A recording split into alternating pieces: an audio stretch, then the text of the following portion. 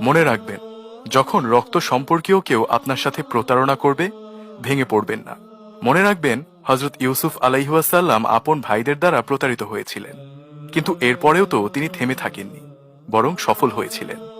যখন পিতামাতা আপনার প্রতিপক্ষ হয়ে দাঁড়াবেন, ভেঙে পড়বেন না। মনে রাখবেন, হযরত ইব্রাহিম আলাইহিওয়াসাল্লাম নিজ পিতার দ্বারাই আগুনে নিক্ষিপ্ত হয়েছিলেন, আর সেই আগুন তো তার একটা পশমও পোড়াতে পারেনি। যখন ঘোর বিপদে পতিত হয়ে বের হয়ে আসার আর কোনো উপায়ন্তর খুঁজে না পান, আসার শেষ আলোটুকু দেখতে না পান, ভেঙে পড়বেন না। মনে রাখবেন, হযরত ইউনুস আলাইহিওয়াসাল্লাম মাছের পেটের অন্ধকার প্রকোষ্ঠ থেকেও উদ্ধার হয়েছিলেন। ভুলে যাবেন না, আল্লাহ আছেন। আলো বাতাসও যেখানে পৌঁছতে না পারে, সেখানেও আল্লাহর রাজত্ব চলে। যখন আপনার বিরুদ্ধে অপবাদ আরোপ করা হবে আর গুজবে দুনিয়া ছড়িয়ে যাবে, ভেঙে পড়বেন না, এসবে কান দেবেন না।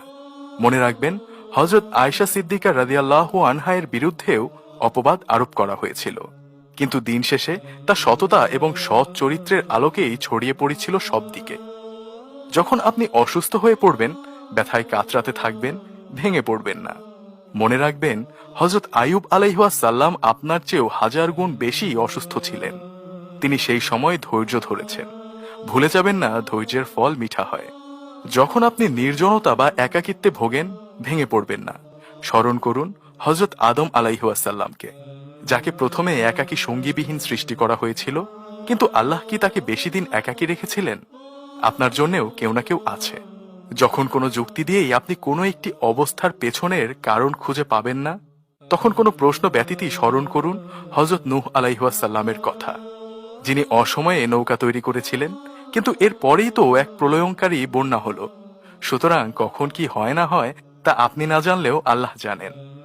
যখন আপনি পরিবার, আত্মীয় স্বজন, বন্ধু বান্ধব, সর্বোপরি সারা দুনিয়ার দৃষ্টিতে কৌতুকের পাত্রে পরিণত হবেন, ভেঙে পড়বেন না। স্মরণ করুন আমাদের প্রিয় নবী হযরত মুহাম্মদ সাল্লাল্লাহু আলাইহি ওয়াসাল্লামের কথা, যিনি তার আপনজনের হাসি তামাশার পাত্রে পরিণত হয়েছিলেন, কিন্তু যারা তাকে নিয়ে হাসি তামাশা করত, সেই আবু জাহেল, আবু লাহাবেরা আজ কোথায়? দুনিয়া এবং আখিরাতে তাদের চেয়ে ঘৃণিত আর কে আছে? আল্লাহ তাআলার কাছে সবচেয়ে প্রিয় বান্দা হলেন তার প্রেরিত নবী ও রাসূলগণ, আর তার প্রেরিত সেই সকল পয়গম্বরকেই তিনি সবচেয়ে কঠিন পরীক্ষায় ফেলেছিলেন। কিন্তু তারা আল্লাহর ওপর থেকে ভরসা হারাননি। তারা ধৈর্য ধারণ করেছিলেন, আর এর ফলে তারা এক সময় সফলও হয়েছিলেন। আল্লাহ তাদেরকে উদ্ধার করেছিলেন সেই কঠিন বিপদ থেকে। আর তাদেরকে আল্লাহ বিপদে ফেলেছিলেন এই জন্য যে, যাতে করে দিন পালনের ক্ষেত্রে পরবর্তী উম্মতেরা ধৈর্য ধারণ করতে পারে, কষ্ট সহিঞ্চু হতে পারে।